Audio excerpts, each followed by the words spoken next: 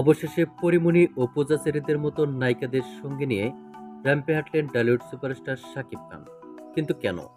এ বিষয়ে বিস্তারিত জানতে চ্যানেলটি সাবস্ক্রাইব করে শুরু থেকে শেষ পর্যন্ত ভিডিওটি দেখে সঙ্গেই থাকুন। প্রিয় দর্শক, সম্প্রতি টলিউড সুপারস্টার শাকিব খানের হারল্যান্ড কোম্পানি কর্তৃক আয়োজিত এক বিশাল অনুষ্ঠানে উপস্থিত হয়েছিলেন টলিউড সুপারস্টার শাকিব খান। জমকালো আয়োজনে তুফানের বেশে টলিউড সুপারস্টার শাকিব খান সেই মঞ্চে এন্ট্রি নিয়েছিলেন।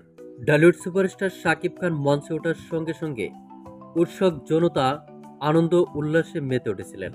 মাথায় লম্বা চুল, সাদা প্যান্ট, নীল রঙের শার্ট এবং হারল্যান্ড কোম্পানির প্রোডাক্ট লিলি লেখা ব্লেজার পরে দুর্দান্ত লুকে ধরা দিয়েছিলেন টলিউড কিং শাকিব খান।